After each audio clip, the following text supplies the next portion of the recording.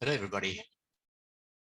Dear subscribers and everybody else, I just wanted to quickly air this quick draft or overview of exactly my response to the Unreal Man, who, by the way, has marked a very, very prominent response. And I do honor a lot of what he says. He is a very interesting YouTuber. I mean, if you watch his content, I don't think he is, he's certainly sincere about what he's saying. He's not someone who's trolling.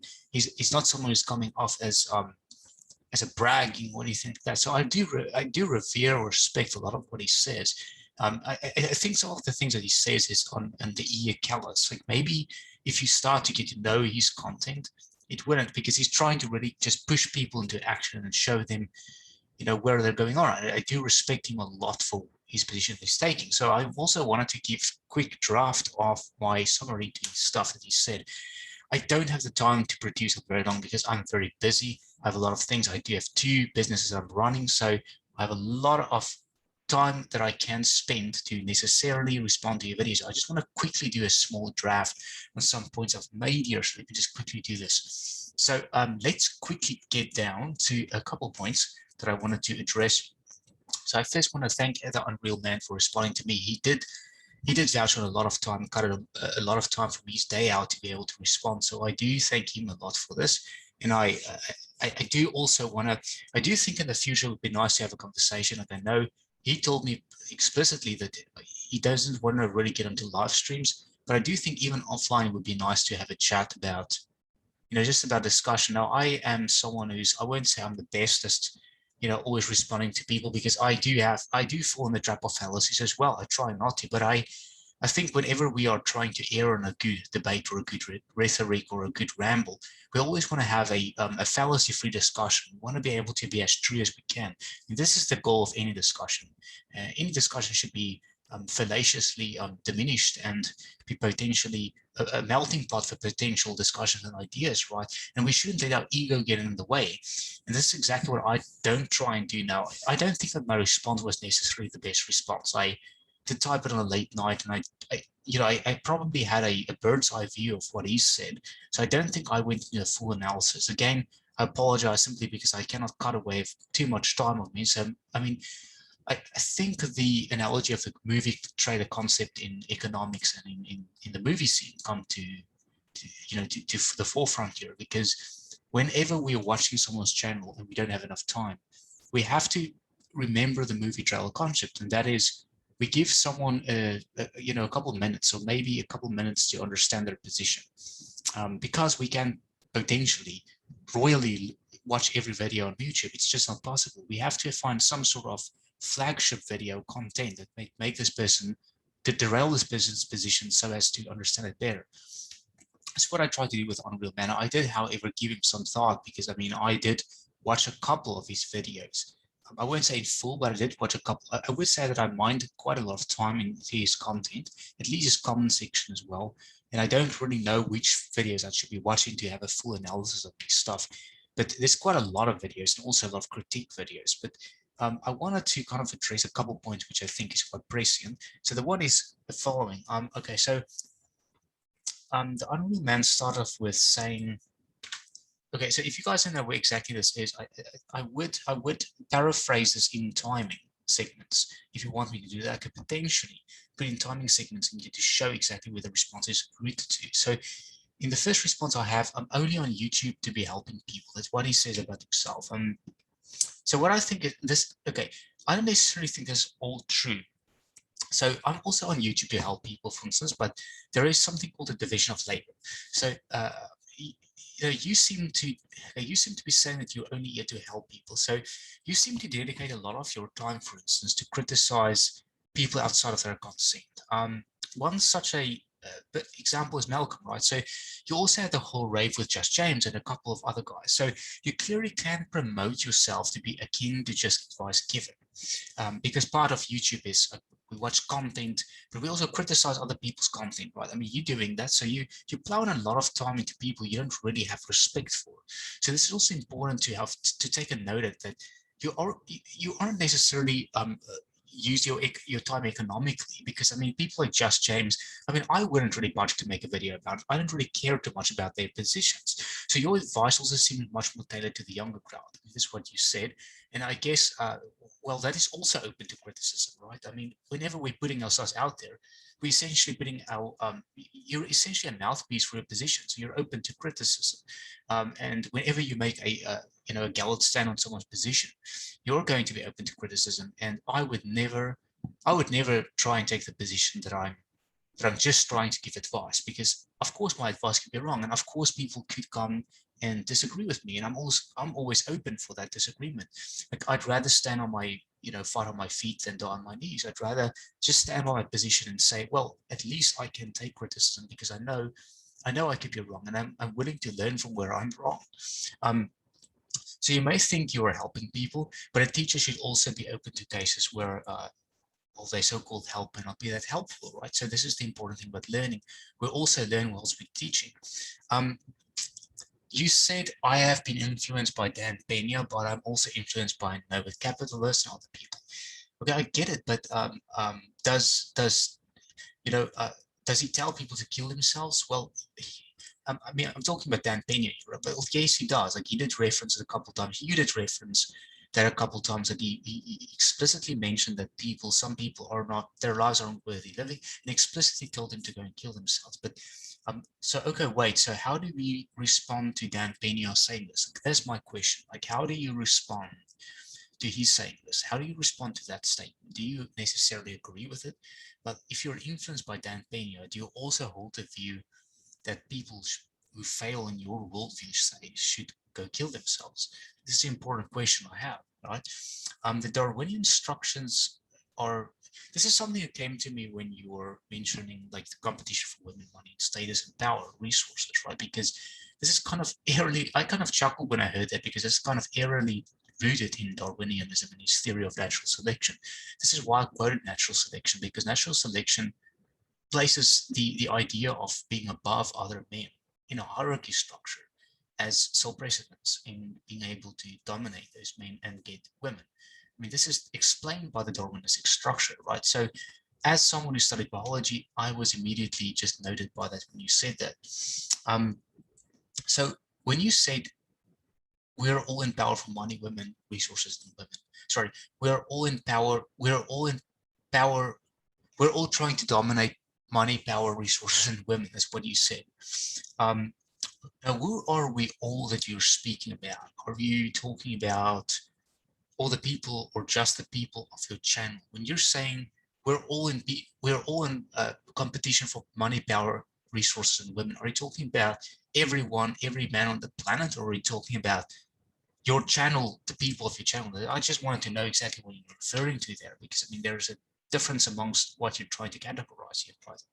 Are you just labeling the people in your channel, or are you saying everyone should be in competition, or are you saying everyone is in competition? There's a big difference amongst a holistic claim that everyone is necessarily in competition, but that's not necessarily so, because a lot of men do drop out. A lot of men aren't willing. Maybe some people are living a monastic lifestyle and they're not really willing to be in competition. They don't see that as a necessary feat, right? So then they're not always willing to be in competition, or they're competing in another value system, and it's just not that they do compete with regards to those four preliminaries: money, women, resources, and power.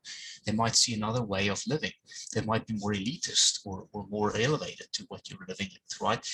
You're also saying we're all here to make money. Well, you see, when you're saying this is also true on a Darwinian level. So the echelon or pyramid, whereby the top has the most amount of money, women, resources. Well, this is what constitutes a success in your worldview. Now, am I wrong if I'm saying this? Like, is this what you clasp as a success? So is your success a person who has dominion over women, money, status, and power? Is this what you would say, someone who is elevated as an elite in your worldview? Would this be someone who's the success in your worldview? Or do you think there's other measures of success in your world? Like, is this in fact the type of person you also try to become? Like, who are you trying to become, Don? Are you trying to become the guy who has the most amount of women, power, money, and status? Because you do talk about this. So what would be the successful man in your worldview? And what would be the loser in your worldview? This is an important question. Now, you hinted it. You hinted what a loser might be, but I wanted to hear from you directly. You also say, and I quote, "And if you choose not to compete, you will live a very restricted life." Okay, but the converse is also true, right? If you choose to never stop competing, you will be miserable, as you will never be able to sort of satisfy the equilibrium point, right? Until someone has a better value judgment than you in terms of money, of what you mentioned, money, women, power, and status, can you truly feel confident or satisfied? I'm just curious about this. Like, can you ever feel truly satisfied with your life, knowing that? Because now there's a problem, right? Because if you're always competing, if your value in respect to who you are is because of your competition, not in spite of that, then you're going to be in a kind of a hackety-boo, right? I mean, you are always competing for money, women, power, strength. And the moment then you find that you have a position that's a bit better or elevated than you are, your status fluctuates the whole time. So how could you potentially find a worldview on how do you build a foundation on the brink of those four values that you mentioned? Because those four values will never be equilibriumized ever. So how can you find worth it? Can you see my point? Like, if you're saying these are so important, if you're describing human nature, which I do agree with you, but if you're describing societal values solely as the sole importance of your driving factor in life, then there's a problem, because I mean there's a fluctuation point that happens in regards to this, right? I mean, I think it's a sturdy foundation to measure, but I also think that this is not the best way, by what I explained just now, of how to find a complete foundation, because of the equilibrium that can't really be satisfied. I mean, as soon as you meet someone who's out alphaing you, and apologies for using the term, right? Pardon the pun there, but as soon as you find someone who's out alphaing you in your ability to compete, you know what happens to your serotonin levels? Well, it starts to get into demise, right? You get into a shock factor because you realize you're losing out. So if that's your merit for judgment in regards to how good you're doing, there's a problem, because I mean, then as soon as you meet someone who's better than you, then in that periphery. Now, my question now is, how do you respond to those who have a better competitive advantage than you have? Do you just avoid these people, or how do you respond? Can you see the problems with that, Wolf, and why it beckons for a different value system? I can give you an example, for instance. Now, this is an interesting point, because I can potentially tell you that I can give you examples of where that can lobotomize someone. Like, I can give you examples of where competing for women, money, and resources can lead to a malady and still have a cumulative low value, where you will still have a cumulative low value of existence, right? I mean, one such example is a rich man being divorced and being sued by his ex-partner, let's say, for theft, which he did not commit. Like, such an example can show you how the maximization of these four cardinal values that you mentioned can actually be detrimental to your well-being, right? So this is an interesting note. Like, now he said, this guy, or this rich man who now gotten completely bombshelled, like, his obsession with women, money, power, and status, he's obviously obsessed with this, right? To the point where he's trying to maximize this. And you see this a lot of the way that the new infamous rich people go by, because like cases with Drake Bell come up. Like, if you for instance look at people who have dominion over these four stuff, like status, women, money, and power, and some dominion. I'm not saying absolute status, but you do see things come up and things fall through the cracks. I mean, if you look at the Drake Bell incident, you can see that it's not always the case that people with the most dominion, or people with a capital in regards to what you mentioned, are the happiest, or at least, happy is a very childlike word in that sense. So let's use transient contentment rather. It's a better word to describe it. We don't always see a contentment factor with these people. Sometimes these people are rooted in a lot of melancholy in regards to stuff they can do wrong. I mean, the threshold is so much more difficult the more status you have to keep your status up. I mean, this is something this is not just feelings based. I mean, I'm making real points here. That's really important to remember in regards to what would the maximal point be to money, women, power, status, and where would it be found, and how would you know that you've reached it? So I've just mentioned some problems in regards to this, and I mentioned that people with money lose their heads sometimes. I mean, they get involved in situations that are too much for them to handle and completely burn themselves out, for instance, and it's sometimes too hard to recover from a status jump. Like sometimes people just can't. And there are already been media craze at the moment that you've seen the problem with like Prince Harry. I mean, you're from England, you understand the whole idea with Harry getting out of the royal family. I mean, there's still the media, the paparazzi will never stop following this guy, right? I mean, he will always, even though he want to resign from the real life, there's always a trace of the paparazzi. So this is one of the kicks that I think you get with being a royal, being someone who's been somehow being replaced by status, is that you'll never really cut yourself loose. I mean, it's also very, very difficult. So this is unfortunately the weight that you bear. And this is exactly why I love and revere philosophy like Nietzschean or Stoicism, Schopenhauerian philosophy, because it shows us how we get eaten up by our desires, right? Buddhism is also rich into this idea that we kind of get eaten up by our desires. And our desires is what and you can see it through this. I mean, there are clear anecdotal examples, empirical examples of why these things happen. And I mean, I've just given you some real merit to think about here. So let me just get to your next quote. So yeah, I also wanted to kind of say that I would say that the larger value than competition in your case is honesty. Like for instance, in my channel, I try to bring forth this idea of someone being honest with themselves, right? Because I think in the long run, even if you get the idea of status, money, women, and power, if you weren't to get that, but you were self-honest and you were trying to be wistful and wish instead of being wishful, right? In the long run, that would actually do you much more better. So that is honesty and intelligence, a major one to reckon in. And if you compete the point where you reach a concept, and that's another problem, is that you can compete to the point where you reach something called the Dilbert effect, where you, and let's say in the case of a corporate environment, where someone who would be entranced by the values that you mentioned, and that person can completely serendipitously double down on, let's say, status, and that person gets noticed by, let's say, the corporate world or whatever, and they get promoted to the point where, well, obviously more things are being expected of them, but they get paid more, right? So something can happen, that something is called the Dilbert effect, where well, people can get promoted to the point of malcompetence, but sometimes that can impose a lot of unnecessary stress on a person as well, right? So we always have to be careful, I think, of how we compete and to which extent we compete, because if you're talking about competition solely, the best competitor, the people on the highest echelon of competition isn't always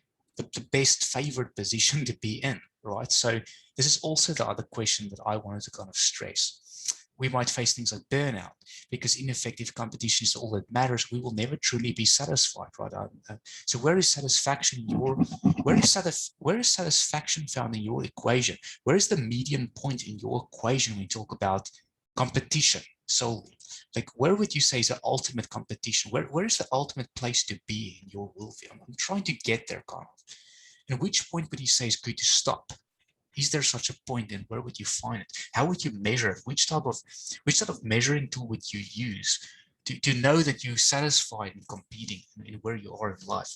So I'm worthy to take the heat on this one, but I have a tough time understanding what you value to be the greatest good in your worldview. And I'm going to try and leave it right now, but I wanted to quickly mention one thing. If your worldview comprised of a hierarchical structure, right, where the top elected of your structure has the dominion over money, women, and status, you're in essence describing a Darwinian value system. This is if you subscribe to the fact that what matters in your worldview and what constitutes a winner is money, women, status, and the measurables that you mentioned.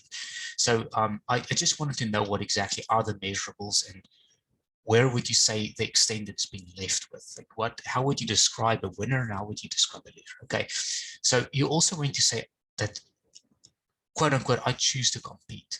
Let me ask you this: what is the incentive you gain? This is a big thing. What is the incentive that you gain by helping the very guys you compete with? Like, if you're truly competing, what gives you the incentive of giving? What gives you the incentive of giving advice, which could be potentially used against you by the men from your channel? Let's say these guys are also in the competition, obviously, but they're using your advice against you. You know, my question to you is, what the incentive, what is the incentive that you market yourself this advice to, if you know that the very guys you're competing against could be using these very things that you mentioned against you? It's just an interesting question I have. You also said it is not whether you are above somebody, it is just doing to get the result you want. Okay, so but now it gets back to the idea of self-honesty that I've just mentioned above. Like, simply put, if your goal is incompatible with your status, right, and irrespective of where you aim for, you will be disappointed, right? So this is simple stuff. This is solely the problem with the positive community found in self-help, PUA, everywhere else on the net. It makes claims based on beggars' belief and wishful thinking that is not instantiated in truth to the expense of being unstoppable in your aim. Like, this is what I really like about Jordan Peterson, because he also critiques this. The very thing you mentioned is the top goal for you. Now, I do recommend these videos as well, but he says specifically to focus on jobs. For instance, in regards to occupation, he makes the claim that apart from just thinking about over competing, he makes a very smart claim where self-honesty about, let's say, small things like your IQ level. And if you, for instance, if you're doing a job and your IQ level is not is below the threshold, right? You're going to struggle, even though the job might actually pay a bit more than the normal job. Let's say you're in a senior corporate position and you get a decent pay of, 100K or something per month. They say extraordinary pay in my country. I think it's about that, but an extraordinary pay margin, or a pay bracket that you're getting through. There's like a 1% pay bracket, even more than that, whatever you want to make up right in this regard. But you say that you have almost like no expenditures, no assets, but you're getting this amount of pay. Let's say you're getting some free accommodation, free snack, free lunch in the morning and stuff. So you can, everything you get is pretty much just pigeon money. You can just throw it in a massive cash bank, and it's something that you say that you could potentially put in gold, silver, or coin. And you say that you can save all these things up, right? But say the amount of stress is so much higher because the people that you're competing with, or your workmates, are constantly, they're just tearing at your limbs, whatever they're saying. They're competing against you. They're cross-competing against you the whole time. Now, this is very stressful because this is a potential position where you might tell your family, say that you're working at NASA, but let's say at NASA you don't have a very good time. I mean, you're overstressed, you're overworked, but you're doing it for just the competition. Hey, we're just doing it for competition, man. We just want to compete and get power, money, women.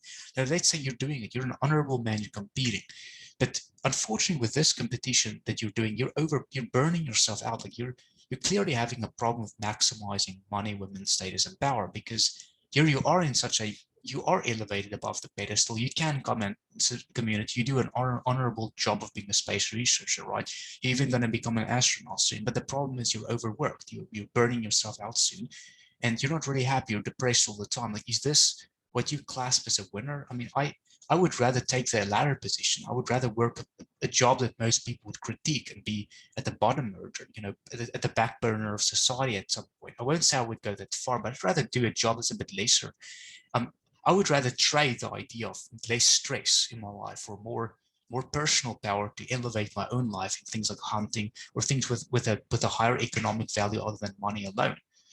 That's what I personally would do. I think about finances in a larger perspective than just what people judge it by. Versus, do the average person have respect for a hunter necessarily? No, but maybe not. The thing is, I have an economic equity that's higher than the average man because I know how to hunt. I know how to do things like fishing. I know how to look after myself and live a minimalistic lifestyle. And I know minimalism isn't something that's one of the sole interests of the wider community, especially of men, that is bounded by things like competition. I understand it, but I'm saying I don't really care, because I don't want the stress these men live with. Like, they live with a grotesque amount of stress. They go to jobs, they have to plummet themselves into seats just to become men of respected tenure. I mean, I don't want that really. Do I really want to be sucked up in such a rat on a wheel system? Do I really want to go to the animal farm, to quote Orwell? Do I really want to go there just to have respect, quote unquote? No, thank you very much. I think I'm okay where I am right now. I create my own Nietzschean values. But anyway, let's get back to the topic that we have talked about. So,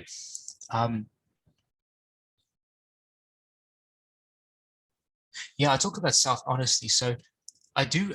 You specifically focus. Let's go back to the IQ thing. You specifically focus on jobs where your IQ level is a top 10% margin, right? So this is important because Jordan Peterson has a video where he talks about IQ, and he says this is one of the measuring factors of how happy you'll be or how content you'll be to the job. Like, is your IQ level, like how smart you are with respect to the mean people, to the populace where you're working. And I think this is a much more important point than how happy you think you should be, right? Because the happier, the more satisfied that you are. And this goes back to the idea of self-knowledge. Like if you're doing a job where your IQ level is, say, 10% in the top 5 to 10 to 5%, at least 10%, 10 to 5% of the population where you're working at, you don't want it as high enough, because then you would be over engineered to your position. You would be over, what's it called? But you would be over accentuated to a job environment, right? To the point where you have a higher tenure than the average man. So much so that you have a 5%, you're in the top 5%. So you're obviously an overachiever in regards to what you're doing. So you don't necessarily want to be there. So the point would be to do a job that you feel comfortable with, to the point where, I guess in your model, is respected. But I guess this is what Jordan Peterson says, is at least do a job that you can feel you can be content with. Because other than what the wider society thinks, it's actually going to be about what you inevitably find bearable, right? I mean, in this way, you won't get burned out. So above or below someone is also, this is another thing I wanted to address. You mentioned above or below. You use concrete and active terms to describe positions, right? So these are positions of positions of power, above or below. Like you can have absolutes or diminished absolutes. In this case, you use above or below. So I do think this is a subjective statement to say above or below, because it only matter on a perspective level. But even if I granted you the perspective as true, and I say it's not whether you are above or below somebody else, right?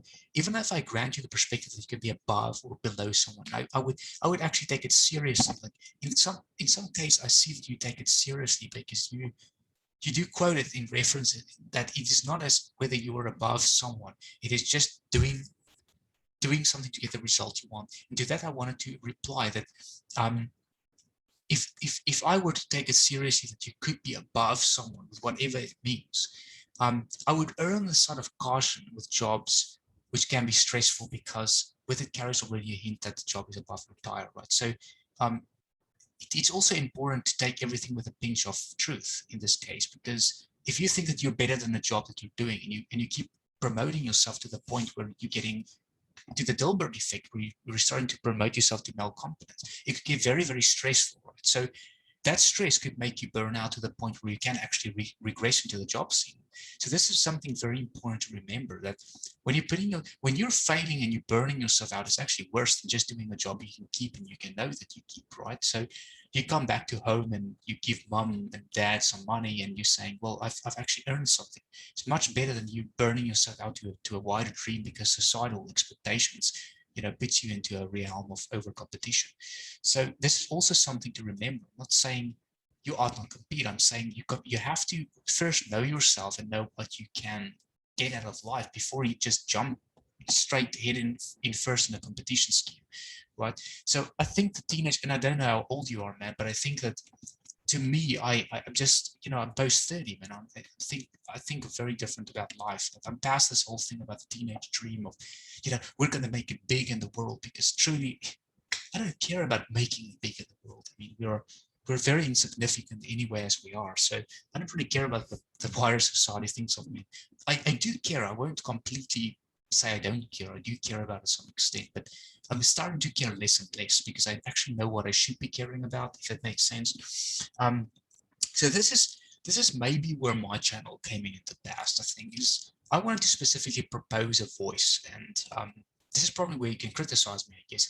I wanted to specifically in the past propose a voice for people who are embedded with limitations, because I felt I like this idea of limitations, like, with Malcolm's video of people with, losers and stuff. I thought about it for a long time. I thought, well, it's of course I don't see myself as that, but I met a lot of people who were like that. And I thought, I want to give advice somehow or I won't really say advice would be probably the wrong word, but I want to get some sort of a sharpshooting attempt of getting these people some sort of advice, because I see this is prescient in our day and age. I mean, people do seem to struggle. Steve Hoker had this video where he said 1 in 10 men will never find a woman. I mean, this is some serious topics. I mean, we have a landmark of incels, MGTOWs, misfits in the world. I mean, could we potentially get these people help? Could it potentially be that these people could be helped in some merit? Could it be up to us? Is this the noble deed of that? Instead of competition, could we potentially become more philanthropic in the sense to find value instead? Like, this is the questions that I wanted to ask. I wanted to create open-ended questions in my channel that could help people of an underpinned class to help.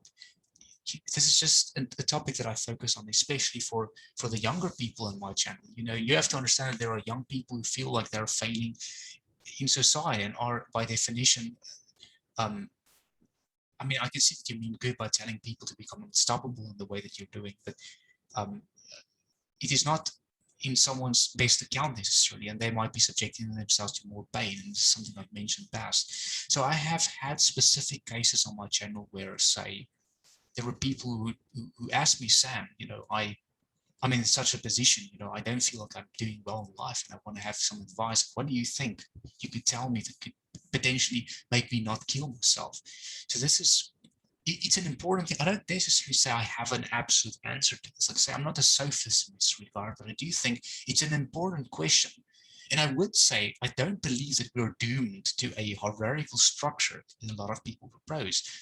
POAs propose this. They're married to this structure of women, money, and power and status, and this that you only gotta beat this. And there's ways like the POA promotes ways of becoming that male that they absolutely put to the pedestal. As they say, well, they use a set of routines, and they say you've got to be using these routines to be able to. So everything is about this horror war of of almost like this melting pot of the very things that you mentioned, one woman, of competition, male to male dominance and competition. And the PUAs came up with a model that could potentially elevate their own being in this model. So what I'm saying, what the MGTOW is saying, is that we don't want to be part of this model. Like, we want to find our own values as we want to rebel against this model. The hikikomori in Japan does the same thing. I mean, there are clearly people who don't agree to this model of how to live, and they clearly can do it well. It's not just men who are shy away. No, these men they are clearly men. I mean, monks are a clear example of men who are not necessarily bounded to the societal structure at all, and who can find success, meritable success in what they're doing. So it's important to mention this as well. This is not the only way to live, and there's maybe better ways of finding better ways of living. So let me get to your next point. Okay.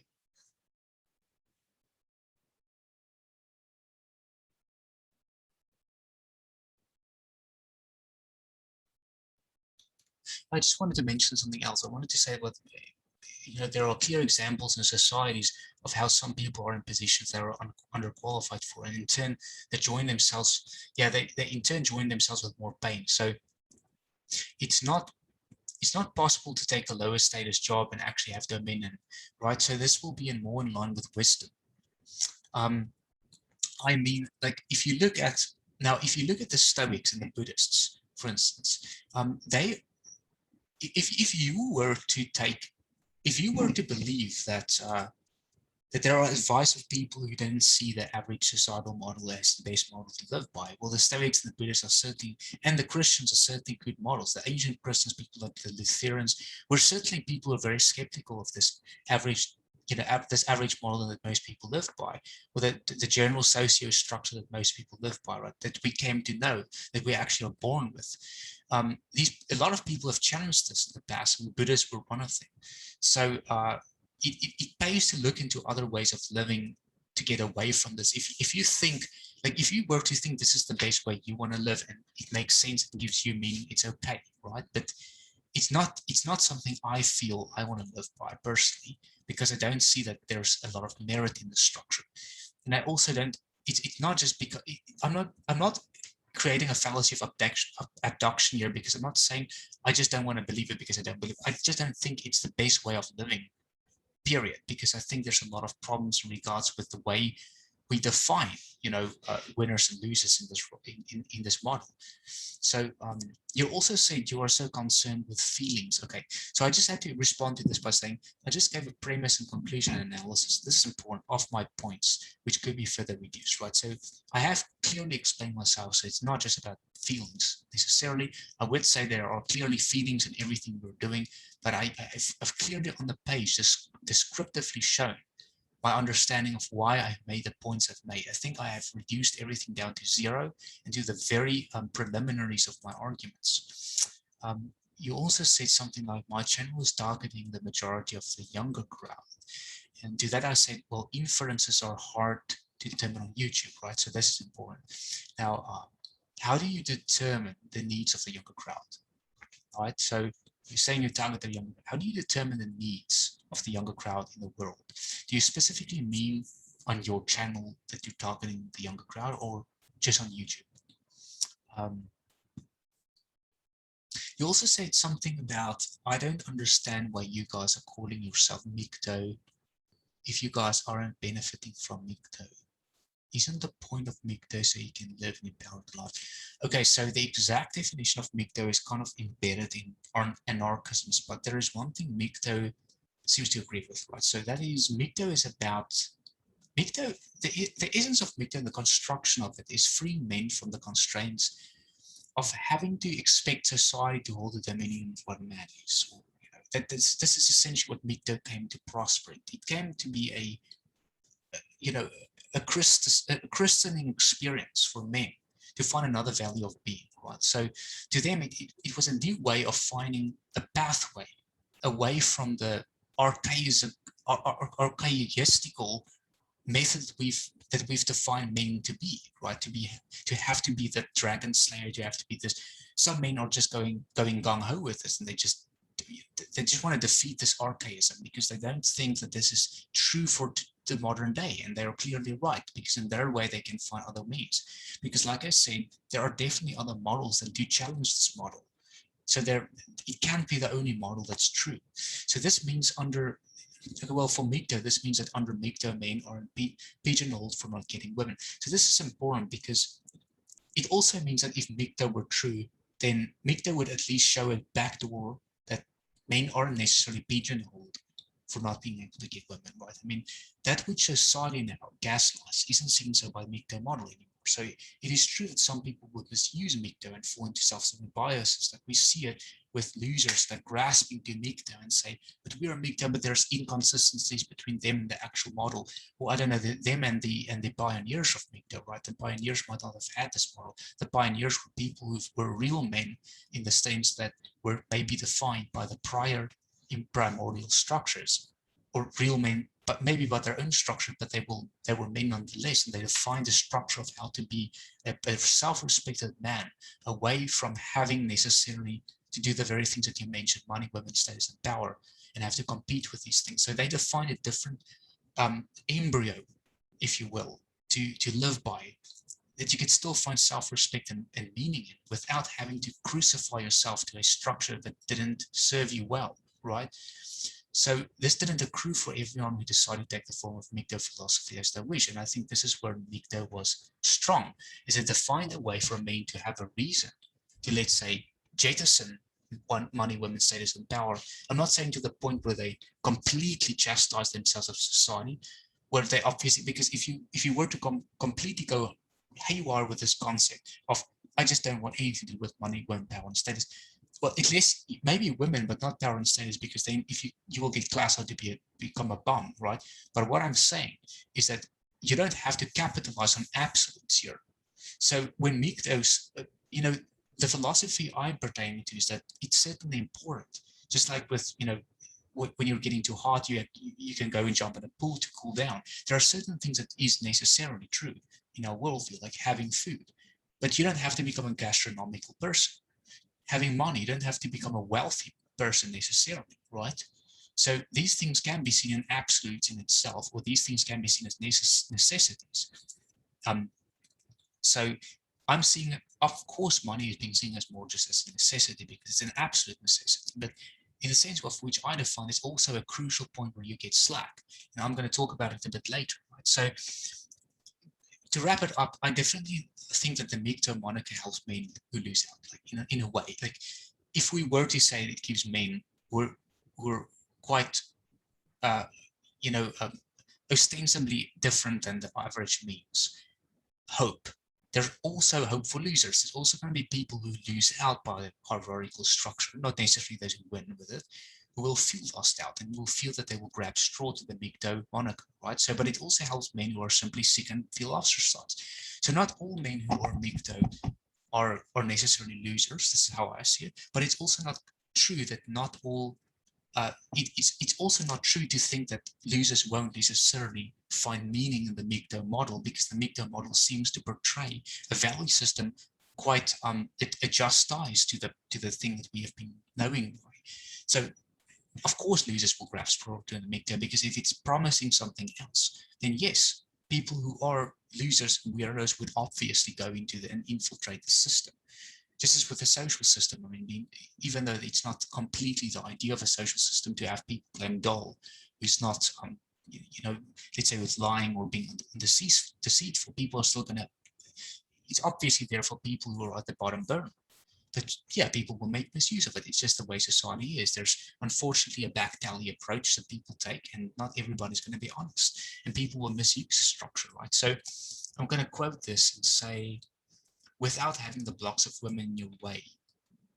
Oh, I think what you mean is the prior comment with MGTOW. Okay, so again, this is, okay, so to respond to this, this is exactly what I was advocating for initially in my channel as well, and here is having a model to live by without having to worry about joining the rat race of competing for money, women, and status, which you mentioned a couple of times now. Like, this is exactly what MGTOW is to me. And this was the way of men before MGTOW. I mean, before MGTOW, there wasn't really hope to find another structure, right? MGTOW gives a new model to live by. So men don't have to join a system in which they might fail or otherwise feel they don't. I mean, this is what feminism did to women. Like, it didn't only give a way out to find women to find dominion, but it also gave a structure for women to live by, right? So it made sense. So it's embracing, MGTOW is embracing who they are at the core. I mean, it's embracing men who they are at the core. So this is the ultimate positivity and actually the only way out of the matrix in reference to the film. And so this is where I had to kind of reference the Matrix here, because I mean, it's classic, spot on. The Matrix being this hierarchy that we're kind of all jailed to, and that you can't, you're either here or there, and if you're lower down, you should just go and jump off the cliff. This is kind of how it made me feel that, you know, how this world is kind of like, if you don't have another structure to guide yourself by. What religion has also given a lot of people is the structure that's an anti-structure to the modern world, right? So now, this model wouldn't necessarily benefit, let's say, Chad or Stacy, right? I mean, someone who is succeeding in the model that you mentioned before, the competition model of competing for the sake of finding more resources. Chad or Stacy's will, I hate to use this term, but I have to kind of use this term in this regard. If you have a primordial Chad, he wouldn't necessarily have an interest in leaving this model because it would suit him well, right? At least in the short run. The Stacy also, she's the dominant, she's the alpha, right? The alpha meaning by explicitly meaning that they're at the top of the hierarchy value, right? So this is what I mean by alpha. So this person would be benefited by the structure, and they won't necessarily feel the need to leave it. But for those who feel failed by it, this is the important difference. Stacy or Chad will see the losers in their structure as losers and have no respect for them.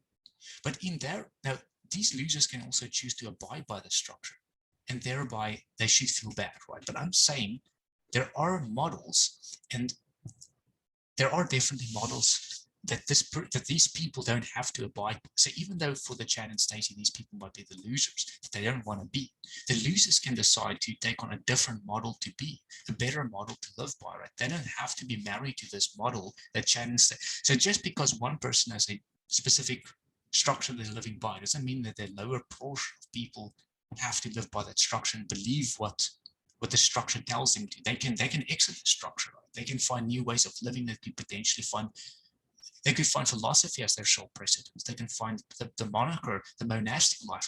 They can find the ascetic life as their sole precedent. There's other values that anybody can take or choose to take up, not just for the idea of sacrificing the better good, because what is the better good? I mean, is it truly living by this competition model?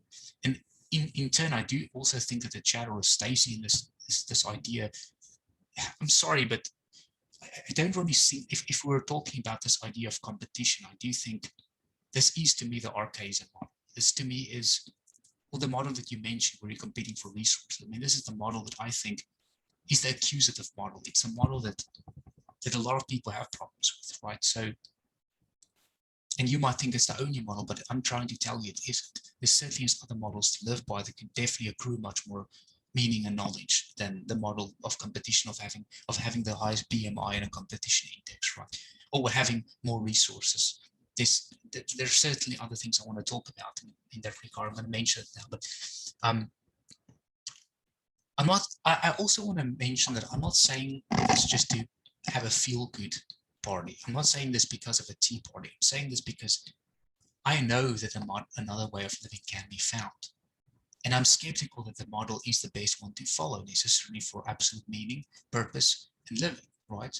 And even though there's truisms, like I don't agree about the truisms of this model, I just don't think it's the absolute model, and I'm skeptical that the model is necessarily the absolute model.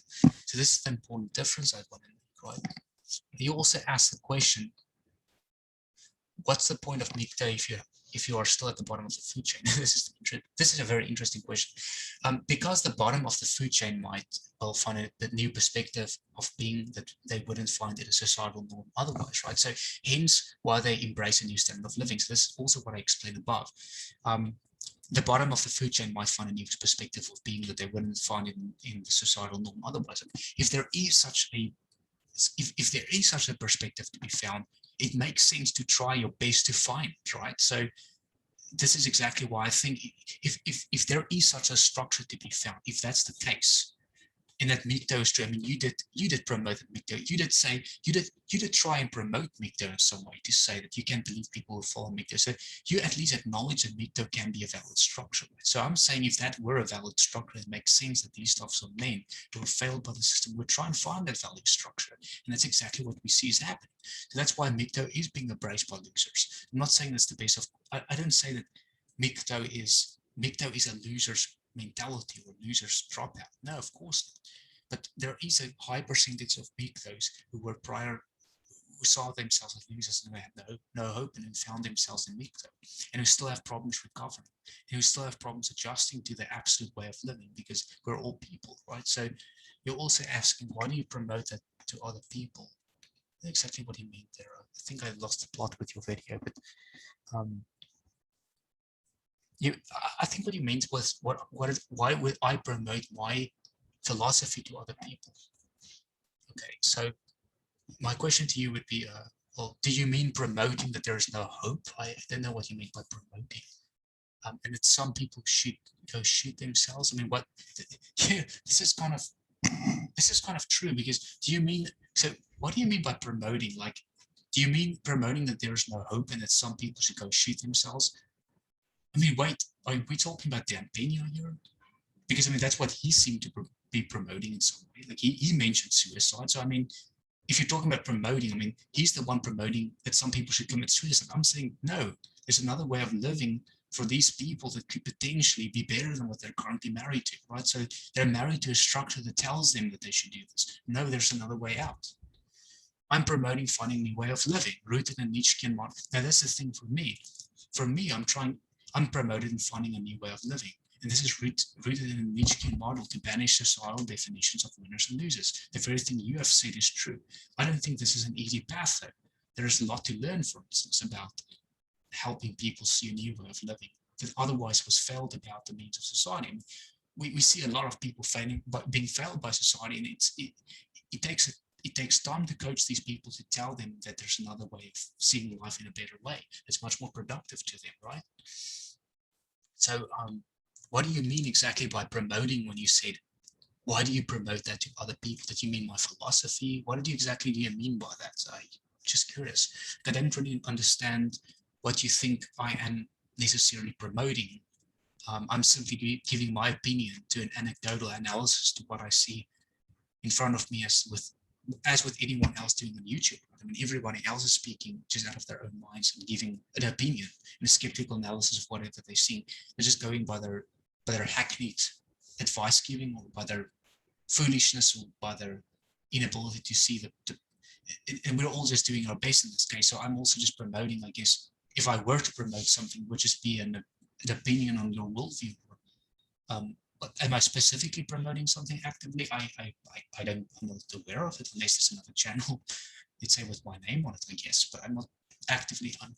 I do announce that people should be skeptical, however, with whatever they're getting at. And I mean, skepticism can't ever be a active promotion, because skepticism by proxy, by definition, means that someone is reticent in making any decision. So if I ever were to promote skepticism, that wouldn't be an active worldview to promote, because skepticism by its own definition means that someone is reticent. So it doesn't mean someone, it means that someone is in the backlog of decision making, right? So it's like an idling position. So skepticism cannot be a worldview to do an active worldview to take, because, and that's all I can say I promote, is the idea of being a skeptic or asking questions, right? So, quote, what are you saying doesn't benefit anyone, quote. Wait, for censor, okay, so I'm going to answer this. Like, so for censoring, I thought it is this over promotion of competition which causes our misery, right? So if you think about it, I hear this is in fact what we should be doing. A lot of people tell us this, right? So I'm simply skeptical of promoting that all people working at McDonald's are beneath me, and somehow tell St. Andrean to rather claim benefits than do a cleaning job. And this is an important point, because I think that you clearly gave this example of how you would rather claim benefits than doing a job that is beneath you. You clearly said it to me as well, right? So you feel like claiming benefits. Why are you promoting that to everyone as if they should also do it? Why are you actively promoting it as if, you just said it like out of the blue? I would have rather promoted taking benefits. So why are you promoting that idea? Because it's not something that I'm saying to people. And I mean, you gave an active example of how you would rather claim benefits than doing a job beneath you. You did that. So if people were to take your advice seriously, you can just imagine the melody of that, because and you do, because you saw the stats on your channel that this is to younger people. So you should be very careful, because this could cause economic malaise. I mean, there is actually a consequence to what you're promoting in this regard if people were to follow you, as the economy benefits from people working. So people have to work, right? I mean, that's how a symbiotic government, or not a government, a symbiotic economy is being established. And if your advice is being followed, this could lead to dangerous economic turbulences, right? So because people aren't working, I mean, they're just claiming benefits. You can imagine a bottleneck would happen anytime soon. So, but isn't this exactly pointing to socialism then? Because if you're saying, if everybody would follow the authority, if everybody were to agree to authoritative argument and saying, I'm following this guy, all these young people that are on your channel, and then saying, wouldn't they start to actually sneer more to the idea of socialism? So, I mean, what you're actually doing could actually also be mistaken for, I think, communism, the idea of a communal, because I mean, working less and have the state pay you. I mean, is this, you said you would rather claim benefits. And I mean, that necessarily follows that you would now have the state pay you, right? You would have an institution paying you, you wouldn't be doing anything. So you would rather doing that, that's not working. So when you're not satisfied with a job, you'd rather claim benefits. So everybody that, now you're promoting this idea. So people can you understand how people can get the wrong idea? Like, if this is not really what you meant, you've got to really specify what you meant by this, because the wrong people can get the wrong idea. And this could be a very malicious kind of analogy, because people can get really the wrong idea and run with it here. And I'm really confused now what you mean, as I see it can be dangerous promoting, and why your promotion is any better. So your promotion of benefits and how you would claim could potentially lead to economic consequences. And you are aware of it, right? And you can see just by my example of how it could lead to that, because like you can think of, I mean, if people aren't working, they aren't actually actively contributing to an economy, and the GDP would suffer in turn. I mean, that's what we learn in Economics 101. So there's a problem with what you are promoting in this case. So can you see how you need to also check? You come up on YouTube sometimes as someone who's just reticent, someone with a divergent opinion, or someone who's just a skeptic, but then you promote ideas, or you seed through it ideas that could potentially have economic and personal consequences in people's lives. And people's happiness and people's contentment can also suffer as a result of this. So this isn't just based on feelings, there's actual science behind this as well, because in a scientific model, we can show why certain people would be more content. And this is exactly what we should be striving for, right? So let's quickly go on. I just want to quickly go on in this case. Hassan Nabi.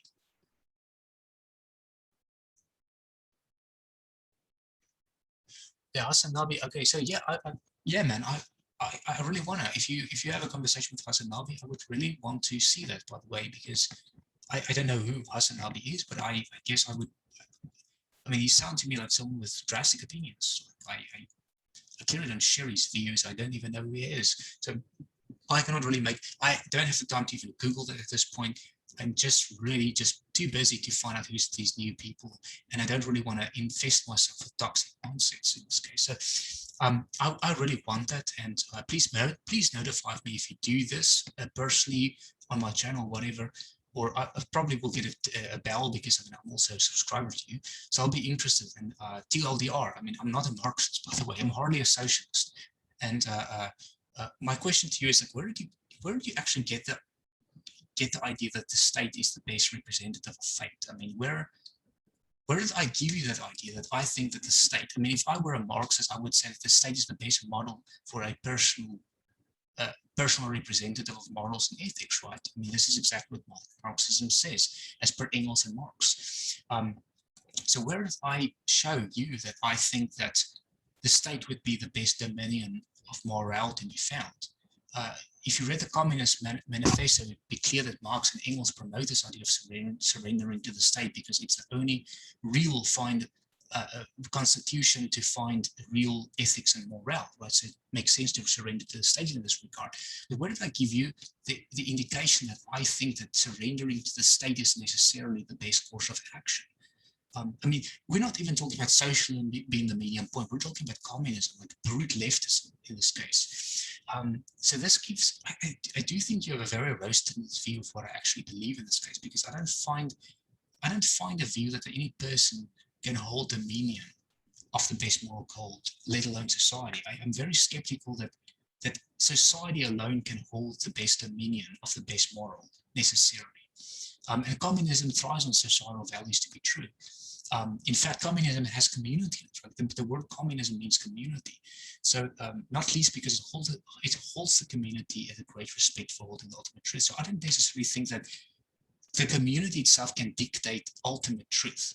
I do think it dictates some truth, or it dictates the course of truth, but I don't think that it can dictate ultimate truth and the best way of living. If the community tells you otherwise of what you think is true or valued or just, not that I don't think the community has the real sense of purpose and drive in moral, which is just evolutionary, of course, but I don't think that if the community were to tell you what is just or moral, that would be best followed. I think you're still a person who can value your own judgment and skill against the onset of the state, for instance. I also don't hold the view that the state always knows best. And I gave the example of saying that, like, let's say in the idea of a shootout and a police officer, right? In that case, if the state would intervene, that would be good because, I mean, the police officer can stop a shootout. But I don't always think that when the state intervenes is a good thing. So I definitely can't be a Marxist there because I don't always think that the state's opinion or position is the best one exercised. And I don't think we should necessarily align ourselves with the way that the state induces our morality. So I definitely, by your definition, you're mistaken. I can't be a Marxist. In actuality, I think in the perfect world, I probably would be between socialist and capitalist, simply because if you had an absolute capitalistic society, it'd be anarchy. I mean, you would have people going crazy unless these people have a social reciprocity that they want to mine back into the world. Then it makes sense. So you could have a system, say, where people capitalize and are happy in their capital, but they're also mining enough in to be able to have enough people living off that, right? So there would be a reciprocity. So you won't have people, and this is obviously just not in a model that we can see or evident in the world, but this would be in a hypothetical world that we can see, right? So hypothetically, I'd say I would probably believe in a somewhat mesh between socialism, not Marxism, but socialism and capitalism in a median point where you get a state that has only the propensity of value and love for its society, which you can found, but also people being able to capitalize on their own values, something like that.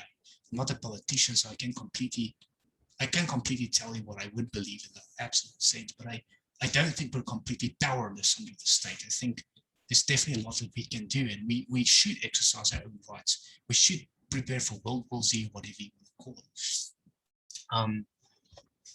Okay, your next point was quote unquote Dan Peña's advice on getting money. You did talk about Dan Peña and how he says like to solve the world you need to get money, to solve climate change you need to get money. Okay, so what I wanted to say on this is implicit. Okay, so implicitly, here's the thing. Implicitly, I can now see that you promote that everyone should get money, right? So you seriously tend to use these examples to promote that money is important, which I do agree with, but you almost over promote the idea that money is the sole driving factor of value for a person. And this is exactly where I think I disagree with you, because if you think about, now here's also a practical example. Did Jesus Christ have money? Just a quick question. Did Jesus Christ have money? We're talking about a man that the New Testament still proves to be one of the most top printed books amongst history. Muhammad had more money than Jesus Christ. And Jesus was motivated a world's main religion by a vault.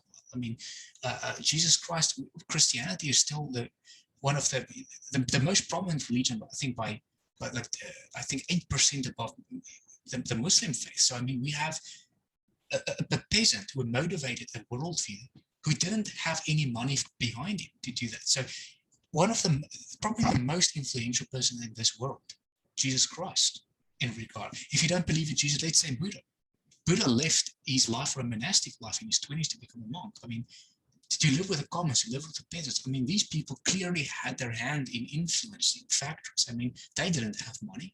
So Dan Peña can't be right. I mean, if he's not Jesus, he's not as influential as Jesus Christ. He's not even as influential as Buddha or Muhammad. So he has tons more money than these people do. I mean, I clearly gave you 3 examples of people who didn't need money to be influential. Now, you also claim about natural selection, and you say, I don't know where this guy gets natural selection from, but so where I got this from as a scientist, I think, is Darwin's theory on how strong prevail and the weak falter. It's also seen by, let's say, by the Lord of the Flies, if you saw the films, but it's embedded in the principle of competing for money, resources, and women's status. So sorry to quote it verbatim, but this is what you referenced to priorly. So I couldn't help screaming Darwin out loud by hearing it, as it was one of the first classes I actually took in college as evolutionary biology, where we learned about how Darwin promoted the idea of natural selection, which is ascertained on the idea of capitalizing on resources and thereby getting money and creating the maximum offspring, because this would be the man to be, right, in the Darwinistic structure. This is kind of in quintessence of what you say in this regard. So I just wanted to quickly answer this. So you also say Dan Peña says you clearly don't have to be an alpha male. Now, here's another thing about Dan Peña. Okay, so you're quoting Dan Peña verbatim to say that he clearly said you don't have to be an alpha male. This is kind of what you're trying to do, right? So this is kind of tautologous, and I'll tell you why. The very definition of being an alpha male changes with respect to your position. So whether by you are in a gaming center or whether you buy, now it is of course evolutionarily defined, but in actuality it changes, man. I mean, if you're in a position where you are the only real description to alpha male, if you're in a position where you have dominion over other men, and by that you're using them almost as a fork so as to be the top end, you have the model for alpha male. That's it. So if you have competed for women, money, and status, the top of that model, the pinnacle, the fulcrum, would represent what's colloquially defined as an alpha male. It's as simple as that. There's not more to it. So to say you don't believe in an alpha male when your worldview is saturated in competition is quite odd to me. I mean, that which dominates lower class men and hence get the most amount of money, of return on money, women, resources, would be the alpha male per se, because it would explain the fulcrum, a point of what would eventually capitalize on the most amount of dominance, right? So that would be the theory of the alpha male. So you can't say, Dan Peña isn't fair to say he doesn't believe in an alpha male, but because the alpha male, now that's the other side to this is the alpha male, but by definition, by sole definition, also is reeling in the idea of masculinity, because Darwin describes the idea of being an alpha to masculinity in this sense. So I don't really care what Dan Peña says is important, as he could be mistaken. He could potentially be semantically mistaken, as he clearly values a very strong masculinity to the point of intimidation. I mean, need I explain this? Check his videos out. I mean, he uses intimidation factors. I mean, he clearly values masculinity to do that. I mean, he clearly values some form of dominance, which we get back to the idea of he could have been a very soft person making claims, and he could have been more believable. If Dan Pena was a soft guy, I literally have an example of someone in the superior, but there we go again. I don't have an example of someone in a superior position that's necessarily not masculine in that sense, right? He doesn't have masculine values of dominance. But I mean, Dan Pena could have been a soft guy, and then it would be more just to say he doesn't believe in an alpha male, because then he would have proven otherwise. But the very fact is, you don't think of Dan Pena. My question to you is, would you rather be the alpha or the beta male? I think this is very clear. You'd rather be the alpha, of course. Of course you would be. Even if you don't believe this is the best model, you clearly would tell me, yes, I would rather be the alpha than the beta male, right? If there's two types of males. So Dan Pena would also not disagree. He would also pick the alpha male. I mean, he clearly abide by the idea of intimidation. There's a video where he stands, I think he stands shouldered with a couple of other guys, behind him. And he clearly demands dominance. I mean, if you look solemnly at his videos, there's another video of a guy that I think questions him, and he just completely walks up to the guy in such an aggressive manner. And he completely neck off at that guy, and you can see all these clowns, just his Dan Pena followers are just like behind him and stuff. And, it's not hard to see what he's promoting. That he doesn't necessarily actively have to say that he promotes not alpha male, but you can see what the guy is really after. You can see how his enactment is. You can see if he's really just in what he's saying. And I do think that he's in a way prying on the fear of his contenders there, So to me, at least, the value, the concept of he values the concept of over masculinity, as it does promote fear to some extent. You can see it in his videos, man. It's not very difficult to understand, make the logical, leap between Dan Pena's theory of alpha male and what he's actually getting to. So this is akin to mass manipulation. So if you look at manipulators, they're doing exactly the same thing. They tell stories about like how they sliced the neck of a bull, and they almost survived an apocalypse, and they use masculine archetypes to be able to dominate their audience to the point where they would make they were basically instantiate the alpha male complex there. And even if they say they don't believe in it, it doesn't mean a shit if they actually say that, because I mean they clearly demonstrate a sense of belief by saying these very things. And I'm a massive critic, of course, of Dan Pena. I don't take what he says in that regard as face value. Of course, I don't take anything that he says as face, but I don't believe that what he says about the alpha male is necessarily true for him, because I think even he would be rather an alpha male than a beta male. It's a simple question.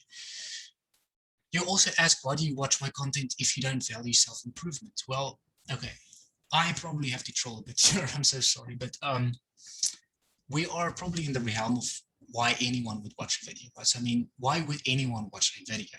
Like, for one, some channels are just damn entertaining. Like, I'm not merely describing myself here, but to answer your questions, there are manifold of reasons why I would stumble upon your channel. Like, your channel has helpful content. I just don't disagree, but I can't speak for anyone who would watch your content, nor can I speak for anyone who watch my content. Like I watch things for various reasons, mate. I mean, at times I tend to use as drivel, and merely I want to have a kick out of something. Clearly get to the point where I want to slack off, or simply I'm bored and stuff. So, I mean, henceforth, I want to bring out critique of the financial powerhouse. Like, it's important to be Now, here's the other thing. It's always important to be watchful in every worldview that you have, to be watchful of the critics of that worldview. Like, it pays to be watchful of critics. So it pays to also be watchful, especially if they were learned men who thought about the world diligently. Like people like Friedrich Nietzsche, for instance, like who were, it's worthy to note that the most intelligent people in history were very critical of overcapitalization, to be smitten by capitalization. And as much as possible, they're oftentimes not the most economical strategy available. So very intelligent people in history were sometimes critical of overcapitalization. So again, I want to kind of attack this idea of money, women, and power and status, and especially the money one, because even though we can come to the conclusion that money is important, the idea of overcapitalization to the point where you find maximal capital isn't always as productive to you as a person. Like if you were to value intelligence, say, it makes for a good review on your own theory that intelligent men can be found in science and other areas where of that opinion to overcapitalization. So I value intelligence because intelligence is the way that we adjust our opinions in the world, right? I mean, the more intelligent an opinion is, the more we get to the taintedness or the untaintedness of the view, and the more logical soundness of the view, right? So to watch or be in the footprints of intelligent people would give us some sense of the thermo factor of how to test for the better theory, right? So the flaw, I think, with your prerogative that all men are competing, I want to kind of go back to that. I probably say too much about this, but I think it comes with a caveat, right? So let's take only the financial thing. Let's say this comes with a caveat. This comes with a caveat, right? It is only based on a model where the maximum amount of women, money, and resources matter. So even if we could agree on that one, then it's only a model where the maximization of this matters. But you know, there's the ceiling is always the better one, like, irrespective of anything else that can happen. So I also want to remark that you can maximize resources, for instance, and it can have a negative return rate on sales. Like, for instance, someone can become popular, and in the next day they can become unpopular, and then they can have resources, right, but lose their societal status, right? So they could potentially have all resources, but they can lose their societal status in the world. There's also the issue of exposure, right? So just going to stop it here.